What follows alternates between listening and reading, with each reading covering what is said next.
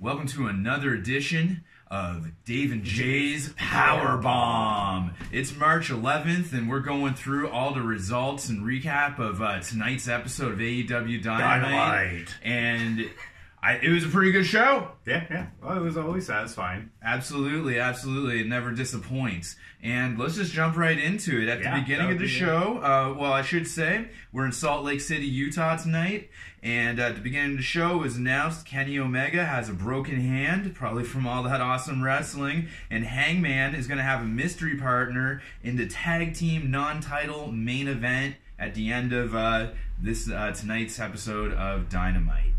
So, we got the first match here. Yes, I got notes here. I'm no longer using the Twitter on the cell phone. And I think notes are going to make this our best show to date. We got Ortiz in the opening match going one-on-one against Cody. Cody's got Brandy and Arn Anderson with him, and Ortiz has got his other tag team partner, Santana, of Proud and Powerful. And it's a pretty good opening match. Yeah. You had Jake the Snake. He was hanging out. Yeah. Being a fan, just chilling out with his homie there. What was his homie? His name was Lance Archer. They both had tickets. They're in the crowd, checking out the action. Yeah. Just, supporting AEW, just kind of like how we do. Just like we do, yes. In a non-tribalistic Facebook fashion. Absolutely. Like, what's this Civil War about? We might get into that at the end of the show, but we don't want to distract right now. So it's Jake Roberts, new prospect, and his new man, Lance Archer, and they were just checking things out. And will they or won't they hop the barricade? Lance Archer wanted to at one time, but Jake the Snake was kind of like, no, man. Experience and wisdom will prevail against the Exalted One. The Exalted One, whoever that may be. Yeah. We got our theories on Cody. that. Oh, all right. So it was a great match. Ortiz, he put up a valiant effort, a hell of a fight, man. He gave Cody a run for his money. Yeah, both those guys did an excellent, performance, and absolutely, they're like top tier athletes, and what a way to start it. I wasn't expecting them to. I was like, okay, who's the first match? And I'm like, oh shit, AEW style. They just dropped Cody on you right off the bat. And Cody picked up the much-needed victory at the end, coming off a few crushing losses over the past month or so. And he won by submission with the Figure 4 leg lock, who we all know is made famous by Nature Boy Ric Flair. Oh, yes. Absolutely. So then, after the match, though, as per usual, we had a classic Inner Circle beatdown. It was a backstage beatdown. Yeah. And we had Nick Jackson take some damage. He might be out for a little bit. You remember what happened there? They had the garage door. I just saw. All I know is that I saw Le Champion and company. Yeah, I think it was Hagar and Sammy just hanging out, checking on him. Perhaps, I don't know.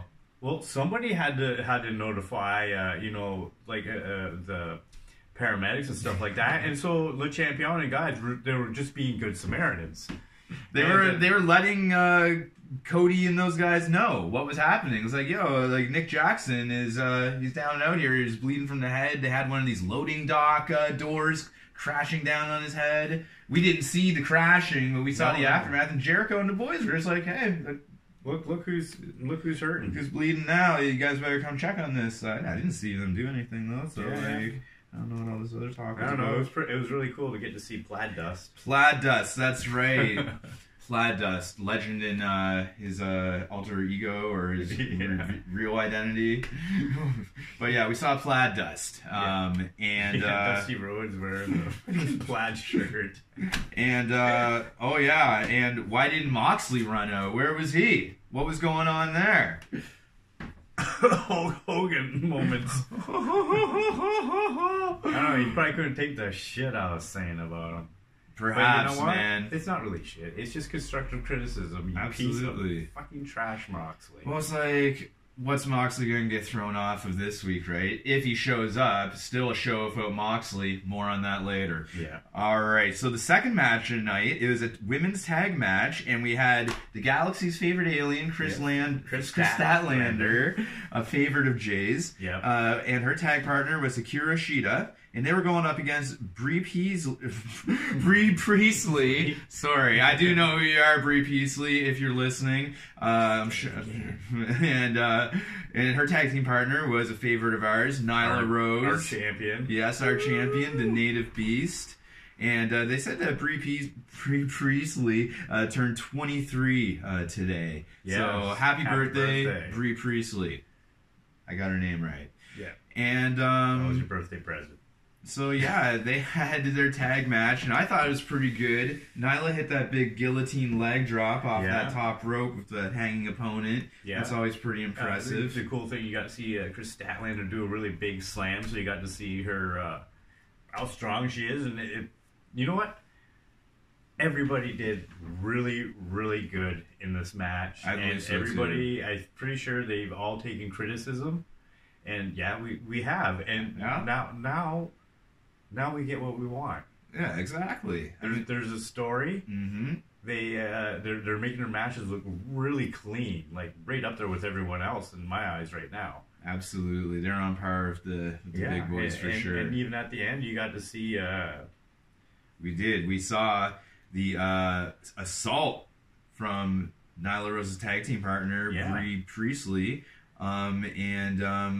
She assaulted the Native Beast after the match and asserted her dominance of it. Yeah, she wants to be held up the title, tossed it back to her. She wants to be involved in that title picture, but Bree Priestley, she's got to show up to work and pick up a few more wins, and then we can have that conversation. Yeah, can't wait to see it. All right. I'm looking forward to the rest of this storyline. And during that match, just a side note, direct quote from Jim Ross, Moxley too smashed out from last week to show up tonight. More on that later. That is a direct quote. I might have been paraphrasing. Maybe it's not a direct quote, but that is basically what he said. Jay was there. He can verify it. Yeah, like Le Champion's accent earlier in this episode. Then we had a little vigilante. Is it vigilante? How do you say that word? I don't know. But a little side video on, it was a Dark Order spoof video. Yeah. It was those classic Dark Order videos of that guy who kind of looks like Orange Cassidy telling us to trust the Dark Order and put our system of beliefs in their hands and what have you. It was Christopher Daniels. He was doing a little spoof on that. Yeah. He was being that guy. It was looking like an infomercial. Yeah. It was quite entertaining. Yeah, I'm not a big Chris Daniels fan, but yeah, it was entertaining. And I think at the end, it was Dark Order sucks, which was kind of uninspired, but whatever. They're doing what they can. The Exalted One is coming. I think it's Matt Hardy. He thinks it's Cody. If it was Cody, that would be pretty cool.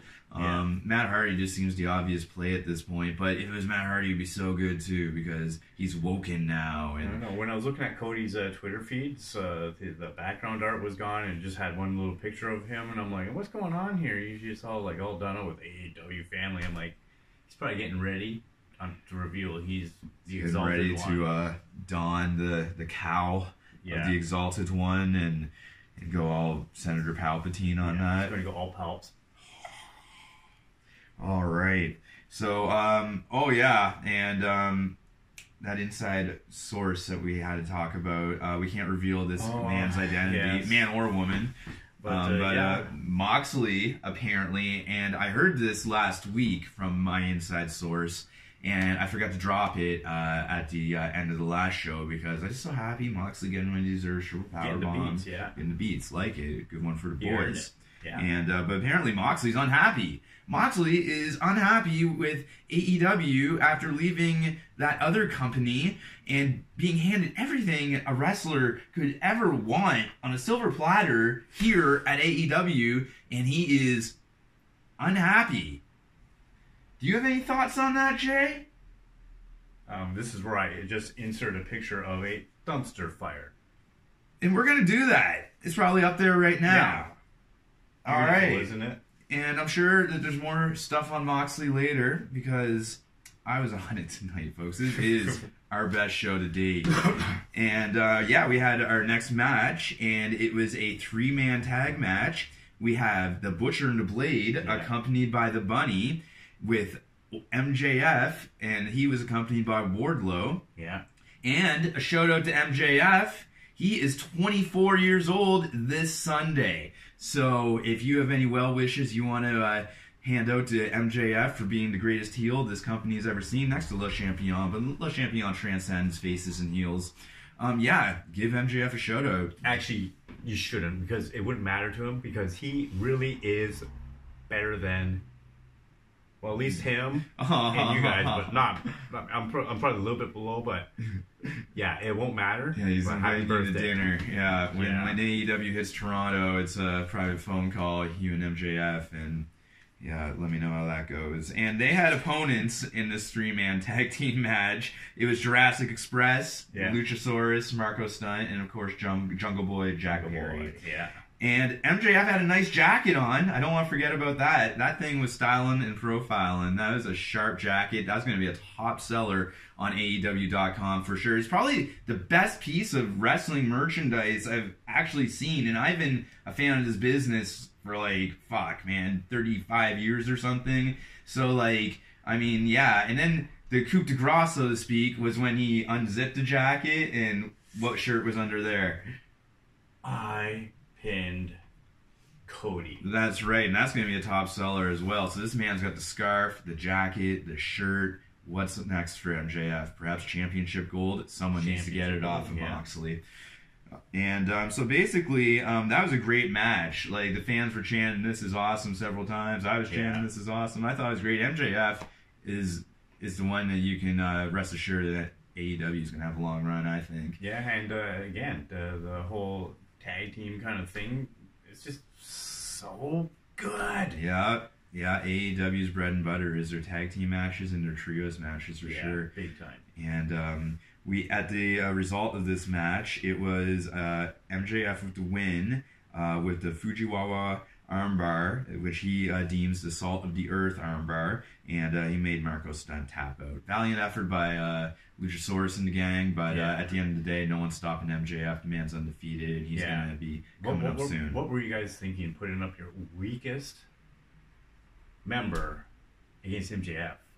First of all, it's the way it went down. There's Luchasaurus. He's still better than. And there's Jungle Boy. Still better than. And then there's that midget that his arm got stuck. Way better than him. Yeah, he started. What was the point? He was putting the boots on MJF at one point in the match, and then Jungle Boy had to peel him off, and then Marco Stunt shoves Jungle Boy, and it got into a little thing. But I think that was the distraction that allowed MJF to snap in that Salt of the Earth arm breaker. Yeah. And then another direct quote from JR, trust in the notes. MJF is the number 2 top-ranked contender for Moxley's championship gold. So Moxley, watch the F out, home slice. It's going to be it. No brainer. Yeah. So then, following that, we had a little video of Darby Allin. He's rocking inner circle masks, and he's got someone in a body bag with a Sammy mask on, and he's wearing a Le Champion mask. And he even has spray paint on his side vehicles, and his toes, and there's a lot of big talk. Let it go. See him, he's already past you. Yeah. He's not even thinking about you, and you can't let go of the past, so what do you want? Hey, guess what? Drop it. Coffin dropper. Exactly. Or just actually more like that. And then we had another segment on the stage interview with the one and only Tony Schiavone interviewing the lovely Dr. Britt Baker. And this woman here is just a class act. I'm going to let Jay talk about it because we both have some very strong feelings about her. Oh, I am special, charismatic, far educated person than any of you people probably ever will be. You know what? You might be good enough to be a dental assistant, but or a plumber,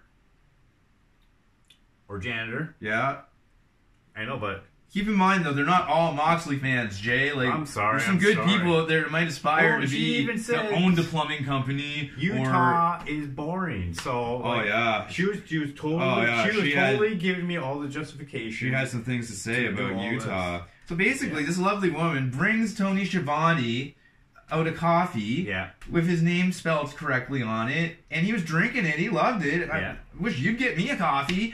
And then They had, Boring Big Swole Utah came out. Yeah, Big Swole. Big Swole. Yeah. Was an interruption. And then there was all this, like, smack. And I'm like, you go, girl, you single. And I'm like, oh, let's not married. And take some fucking Starbucks in your face. Yeah, Britt Baker to Starbucks to the face after saying that Big Swole's got only known because she has kids with someone else in the other company. The other company. I'll put my guard up if I say that word. Those 3 letters.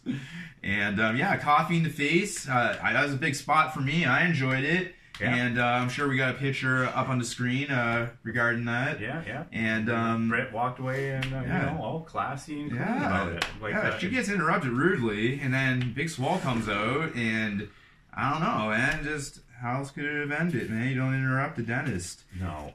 And then for our next match tonight, it was another great 3-man trios tag match. We had the bad boy, Joey Janela, with Private Party versus all 3 members of Death Triangle. And this was great, I thought.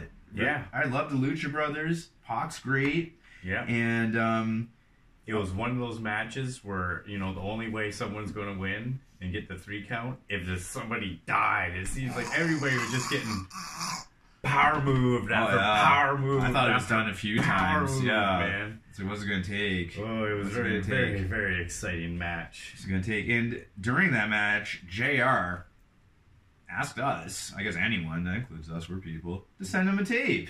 He's like, if there's a better tag team out there, you send me a tape. So JR, where are we sending this tape to, homie? Dude, yeah. Yeah, I couldn't get word out to Cody, right? JR, who the fuck uses tapes anymore? Can't we just hook you up with a link on the internet? What are you still using? Dial-up, AOL? You just discovering this stuff like yesterday? JR. Go write another book that's a smash hit. So then, it was a valiant effort by Janela and Private Party. I want to bring up that rolling Death Valley driver onto the ring apron that Janela gave Pac. I thought it was a wrap right there. Then he climbs out the turnbuckle, nails his finisher, the diving elbow. Yeah. Pac kicks out, and then after that, I was like, okay, if that doesn't get it done, Death Triangle to win. And that is what happened. It was an overkill finish. All 3 members hit their finishers. We had Lucha Brothers set them up for, I don't even know what they call it, like the Zero Marrow. It's the package pile driver. Then other buddy comes up off the top rope with the stomp. And then it's done there. But no. They positioned for the poor lamb, sacrificial lamb, to Pac, and then here you go, placed at your feet, and I wrote down who took it. Maybe I didn't, but it was a sacrificial lamb takes the Black Arrow for the pin, and after that it was a crazy post-match beatdown, which is great to see. So and then they did what is going to be probably their new move for trios competition, the Death Triangle Human Centipede. Oh yeah, the Human Centipede. What do they call that move? Benoit used to do it. Crossface crippler. Yeah, it was all triple and shit. Yeah, they was like. Good old Human Centipede. Who's going to go to the bathroom first? It was a good one. And then what else happened? And then they were saved by the Best Friends and the People's Champ. Yeah, Orange Cassidy. That's right. So they got saved. Because Pac has defeated all 3 members of Best Friends, but Death Circle and Best Friends haven't fought once. Death Triangle. That's right. What's on next to the docket there? All right. Is it the champion time? Oh, Plaid Dust No More. Oh, yes. Plaid Dust No More. Yeah. So he's like in the backstage getting interviewed by this woman. Yeah. And Dustin's he's all geared up. He's got the face paint on. Like, it's good to go, man.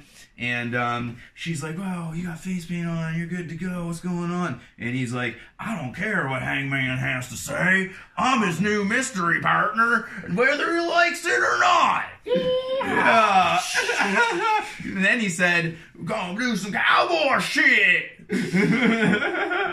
So do some cowboy shit. So then after that, the best friends are still in the ring, right? Because Dustin's like talking on the Titantron or whatever. And then they do the hug, man. Do the best friend spot, giving the people what they want. Yeah. It was great. And then, and then Hangman was caught backstage. He was deadlifting the kegs of beer. Yeah. Yeah, getting prepared for the match. And then, and then Sean Spears is looking for a new tag team partner in their auditions. And Jay and I are seriously thinking about this one, folks. Yeah, we're going to send out some tapes. Yeah, and we're going to see what happens. I mean, some links. Because this man desperately needs a tag team partner.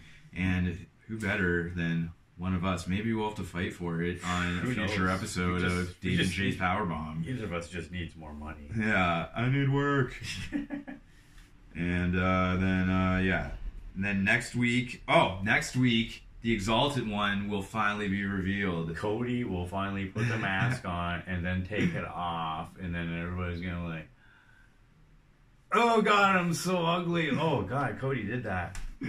I'm still going with Matt Hardy on this one. Even if it's obvious Matt Hardy breaks into that role, it's going to be great. Like, it's going to be very entertaining. It'll be like, other company who? What? When did that happen? That was a crazy 50 years. Oh, AEW now? When wasn't it AEW? Yeah. That's what it's going to get to. So, yeah, Matt Hardy coming. Vince, you effed up. And so then, we have a Mox interview. And it's not even in the arena because Mox is too busted up, according to JR, to show up to the arena tonight in Salt Lake. So, he's talking to JR, not in the arena. Does any of us care? No, he just showed a fake doctor's note, and we're just like, well, you shouldn't have fought those cosplayers, asshole. Yeah, he got in over his mom because he got banged up fighting cosplayers. Yeah. And, he didn't know that. I'm a little caught up. I'm a little caught up with this. Like, he didn't even show up to the arena tonight. That's why I was stumbling a little bit. That's why the show was better. Hey. Tony Khan, are you listening? That's why the show was better. This guy, he doesn't just hate everybody. He does want to help. And, Moxley, whatever. Main event time. We have the ranked number 5 tag team champions. Yeah. And the future tag team champions, I mean. Yeah. The Spanish sex god. That's right, Sammy Guevara. And Le Champion. Yeah. Chris Jericho. Or my champion. And that was a phenomenal entrance, man. The pyro, all the people in the arena singing along to Jericho's theme song. Yeah. Like, it doesn't get better than that. How do you stop a team that dominant? And who tried? We had Hangman. Yeah. And he's got the mystery partner. Is it or isn't legend Dustin Rhodes? Yeah. And it was revealed to be legend Dustin Rhodes. And I can't read my writing here. Oh, yeah. And then direct quote from JR. Hangman was pissed because he wanted to do it on his own, like Darby did last week. That's what they said. Hangman was a little pissed that Dustin showed up. He wanted to do it on his own. Good for him because, you had your typical back and forth. Everybody's just looking good. Spanish God does what he does. He takes the beats, flies high. Oh, yeah. Champion, he just kind of does all of his classic awesomeness. Remember he took the drink? Yeah, and then he took the drink. And then, from the fan in the crowd, he's drinking. I'm a cowboy. Yeah. I'm a cowboy now. He's drinking. Oh, it's so good. It's so good. Yeah, and then, they're just, doing inner circle stuff. The match is great. They're going back and forth. And, what was it? There's one spot where they're going hard. Sammy goes for the shooting star press off the top rope. Buddy moves. He adjusts in midair. Lands on his feet. Spanish God. What? And then, and then Jay gets to see his very first Canadian Destroyer. Because Sammy's the only one who can sell it, right? Like, everyone else, they'll just land on their back. Sammy will land on his head. And Dustin and the Sammy Canadian Destroyer spot never gets old. And then, what did we have here? And it was a great match. Don't get us wrong. But at the end of the night, yeah, once that Canadian Destroyer was hit, Hangman went for that buckshot lariat, and then Sammy unfortunately got pinned. But it was a great match, and it wasn't done yet, though. I mean, yeah, like Inner Circle didn't win the match, but let's talk about who won the night. Certainly the fans did. Oh. We won the night, but also the Inner Circle won the night. Inner Circle won the night. You know, everybody just kind of like just walking away, and there's Inner Circle just hanging out, and there's the people from the Nightmare family and associates just like causing shit. There's and some so crazy they shit. all start taking the beats like they deserve. They take turns running in, like the Inner Circle, or just like having fun. Like, yeah, you lost a match, oh, you know, like just what they usually do, like a little noogie time, you know, you know. And then so someone got serious about it. Kenny Omega runs in. Guy's got a broken hand. Yeah. What do you think's gonna happen? Boom, Judas effect. Okay, and then. Yep. Cody just gets back from the hospital. Oh, I don't even think he put a shirt on yet the whole time he was there. He runs in, and he gets shut down by Hagar. Yeah, Hagar. Real man. Yeah,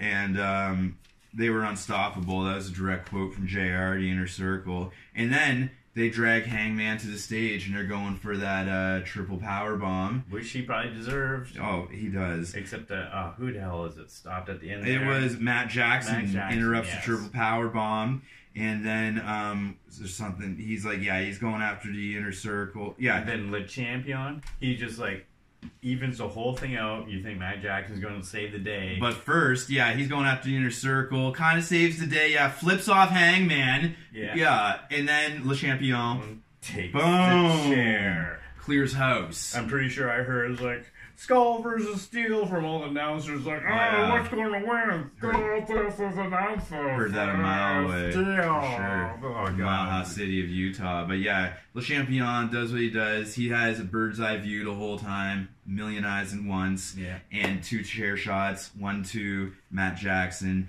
and the other one to Hangman Adam Page. And it's just the Inner Circle. Fuck you guys, we know what's really real, and they just end the show like that. And another great episode, and as you like to say, another great outing for the boys, right? Yeah, nothing wrong with that. Another good outing with the boys. Yeah. Got a great picture of it again. Absolutely. And this was a great show, and they got some other stuff coming up, and it's looking good for months to come. Yeah. And you have anything else to say, Jay? Am I supposed to say anything else? I can't remember. Actually, good thing I paused there because I do have a few things to say. I just want to give a shout out to the support we've been getting on Facebook. And there's one guy in particular. He has a podcast called Final Pin Wrestling. You're going to want to check that out. And he's going to be one of our inside sources. He kind of sums up all the wrestling promotions. Like, if you want to hear about that other company's shit, he wraps it up nicely in like 50 minutes or so. So, yeah. But I have nothing else to say. I thought this was our best show so far. Yeah, you are.